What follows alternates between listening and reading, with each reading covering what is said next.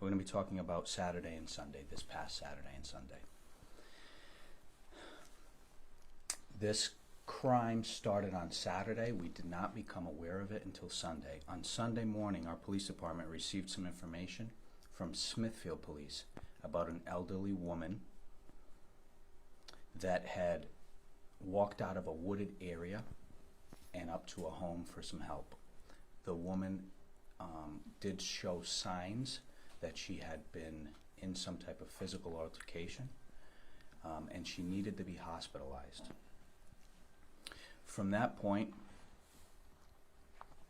she did explain to the first responding officers in Smithfield that she had been abducted the day before from her residence in Coventry.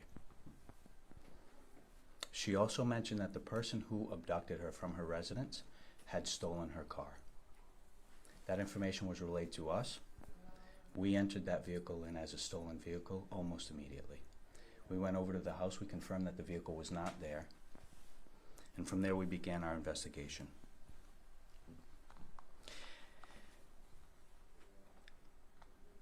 Once the victim was transported to the hospital, Smithfield Police, along with Coventry Police, responded there where we spoke with the victim. Smithfield Police then responded back Sunday morning. This is now Sunday morning at the hospital. Smithfield Police responded back to that area where she was found, or where she had come out of the woods from.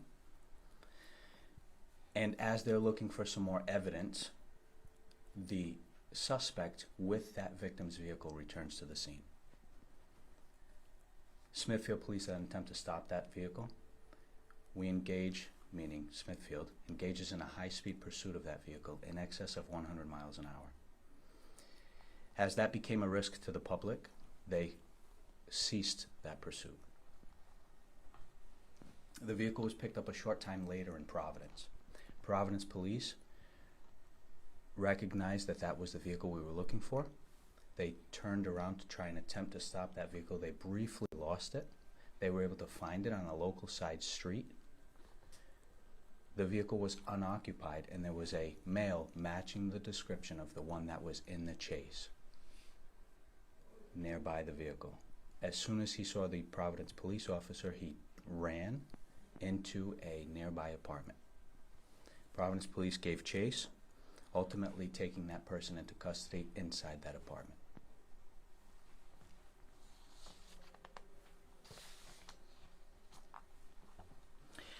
I want to give you some facts of this investigation, and I'll try and wrap that back into that portion I just explained.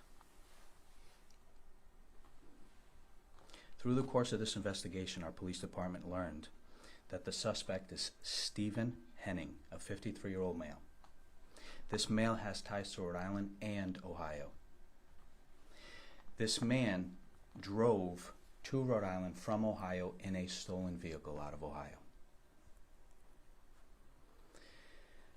Once he's in Rhode Island for a couple of days, he realizes that the vehicle is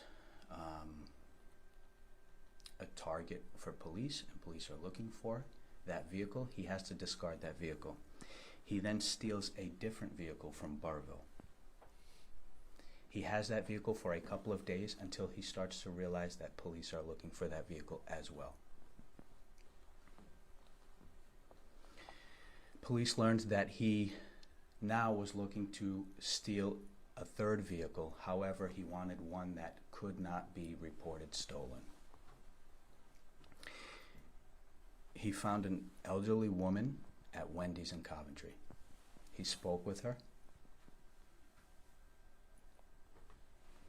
He was able to obtain information from this elderly woman that she was living alone currently. He waited outside of Wendy's until she left. He followed her to a residence.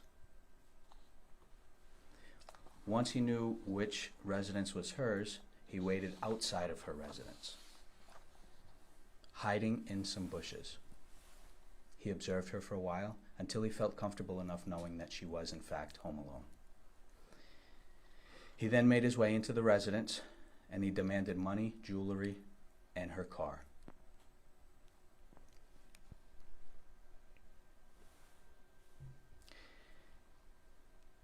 Stephen strangles this victim inside of her residence. We believe that she becomes unconscious at one point, and he drags her body out to her vehicle and puts her in the trunk of her own vehicle. He drives to an undisclosed location, to which we later identify as a wooded area in Smithfield.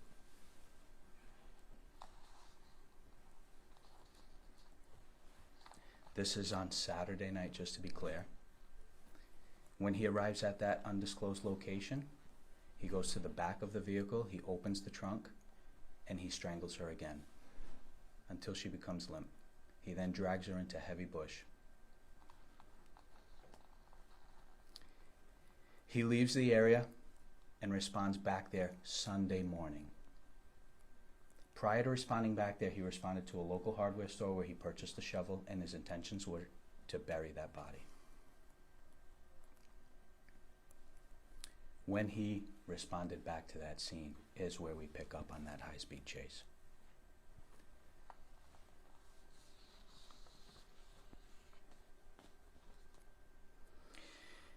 In closing, I just want to thank the men and women of the Providence Police Department that did an exceptional job on this case. I'd also like to thank the men and women of the Smithfield Police Department, as well as members of the Attorney General's office. Lastly, I'd like to thank members of our very own Coventry Police Department. The men and women continue to work hard every day to try their best to ensure the safety of our residents. I'd also like to thank the doctors, nurses, and medical staff for the treatment and the care that they gave this woman. This type of crime is what every community fears. That an evil person was preying on our most vulnerable person, or our most vulnerable and innocent members of society. This was a complete, random, and unthinkable act with zero links between the suspect and the victim.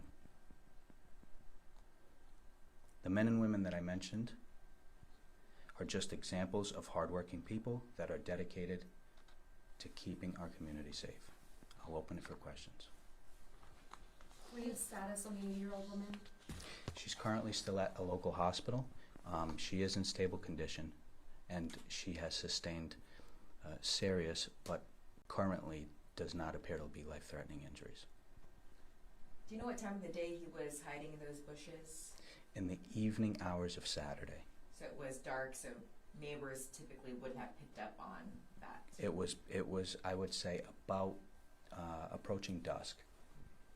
You had mentioned that she had serious injuries. Do we know if she fought back? Was anyone able to hear her yell, anything like that? We do know that she yelled. We don't know how much fighting back she did. And part of the information we have is that she then got up because he thought she was dead, but she got up and was like walking around asking for help. That's when Smithfield Police got involved. Where was she walking? Like on the street there? So that's the following morning. That's on Sunday morning.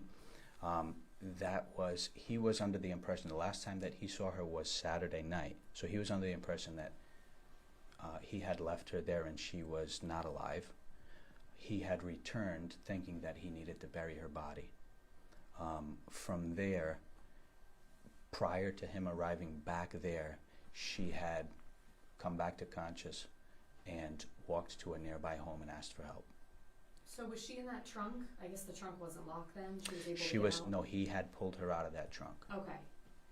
And oh, I'm sorry. No, he had pulled her out of that trunk, strangled her one more time, and then dragged her into that bushy area.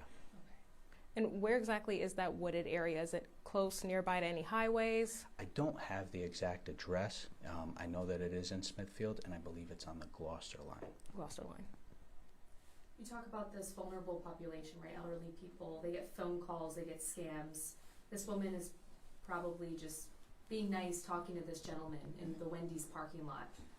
What is your message to people that are going to watch this who have maybe elderly parents? Maybe they are the elderly population.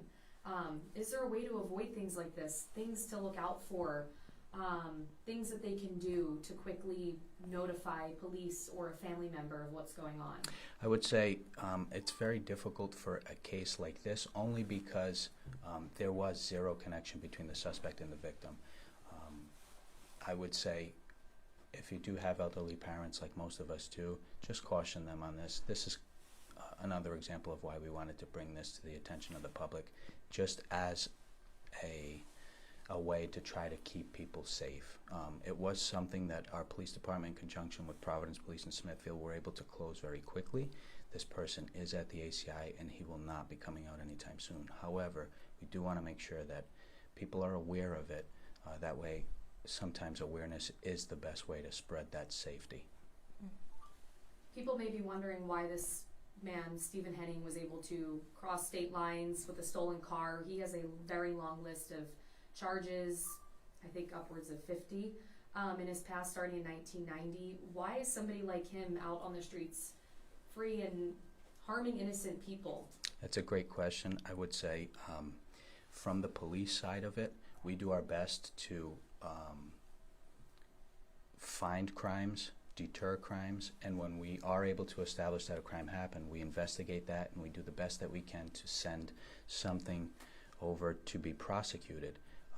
Sometimes, although the prosecution is successful, there's a sentence that's imposed that is not one that holds people.